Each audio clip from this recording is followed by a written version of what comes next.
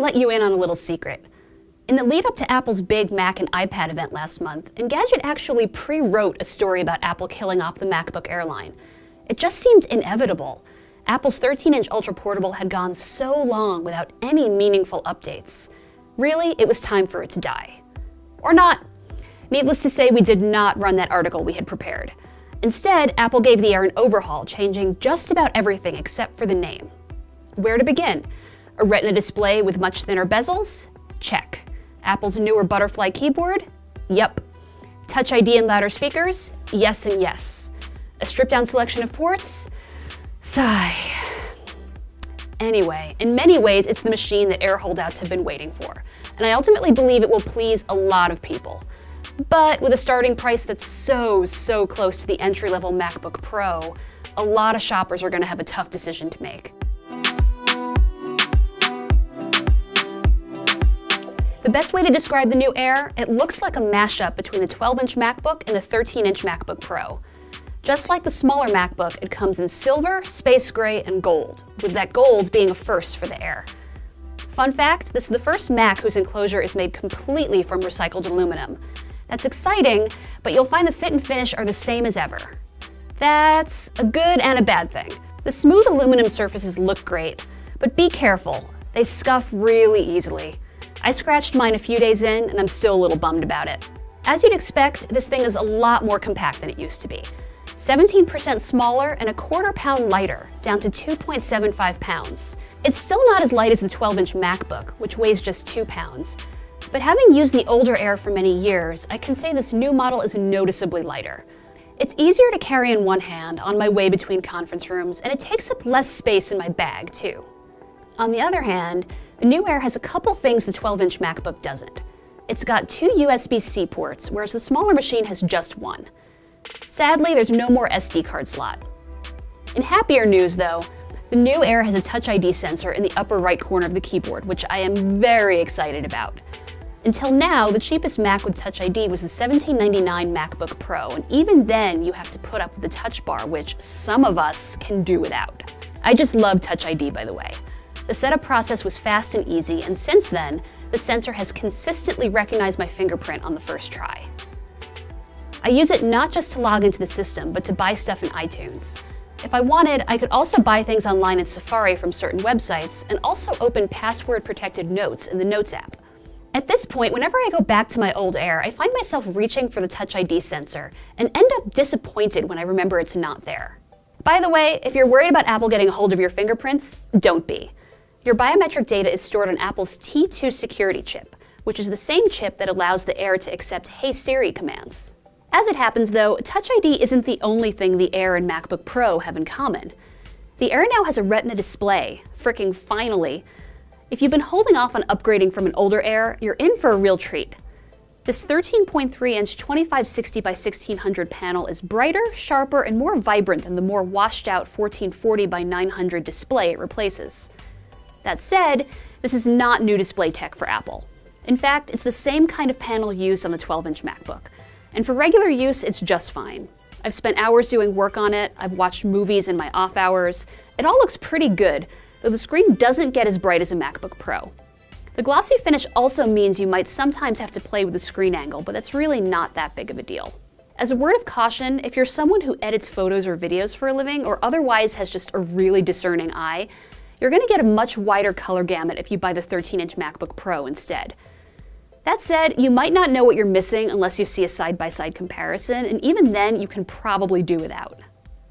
As you can see, it's not just the screen tech that's new, but the display now stretches nearly edge to edge.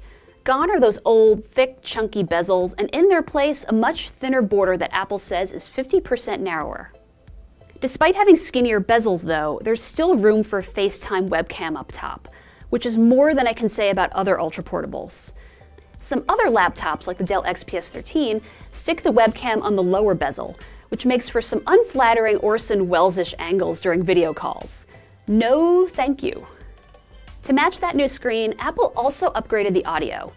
The speakers now promise double the bass and 25% louder volume. When I first got hands-on, I was able to hear movies at the press event, even with lots of other people around and music in the background. Now, I use the Air as my main musical speaker at home. It's loud enough that when I'm alone, I stay way below the volume's halfway mark. And now, let's continue our tour below the screen. The keyboard is another thing that's been completely overhauled. What you see here is the same version of Apple's butterfly keyboard used on the MacBook Pro. The keys are much flatter than on the old Air, which can take some getting used to. But Apple claims they're more stable. I'm really not so sure of that, though. To this day, I still make a lot of typos on the butterfly keyboard, including when I'm typing the word keyboard. That said, there is a learning curve, and I have gotten used to it, even if I'm not in love with it. I will also say that the new keyboard is quieter and less clacky than the old one. Anyway, I suspect people are going to have split decisions about the keyboard, but I think we can all agree this is one good touchpad. This is one of Apple's pressure-sensitive Force Touch trackpads, which means it's a fixed piece of glass that doesn't actually move when the machine is powered off. Instead, it uses haptic feedback to simulate button presses.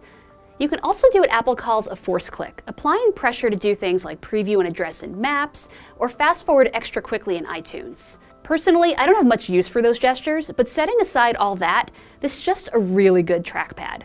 It works smoothly for single finger tracking, tap to click, and all sorts of multi-touch gestures like 2-finger scrolling, pinch to zoom, 3-finger swipes for mission control.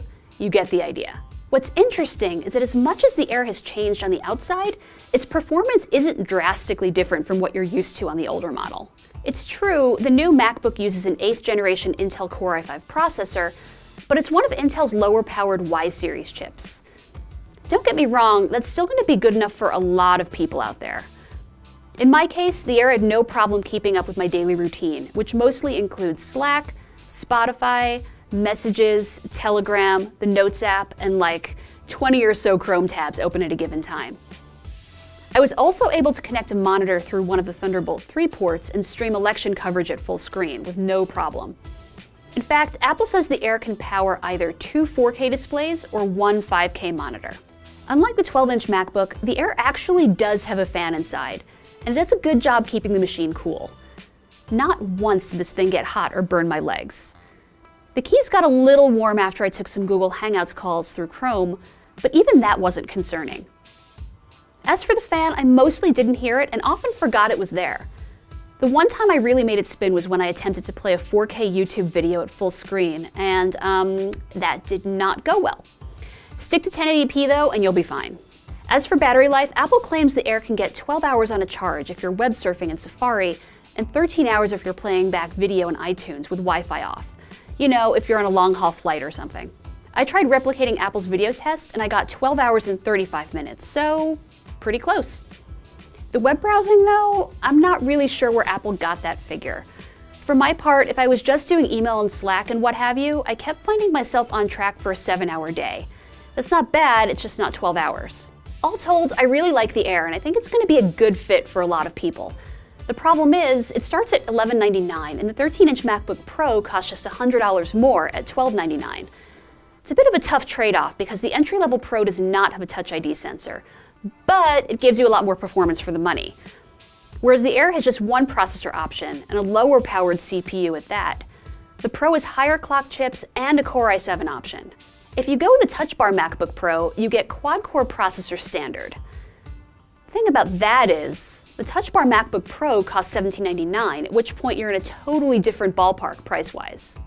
Anyway, I'm not here to tell you what to buy. This is not going to be a one-size-fits-all kind of device.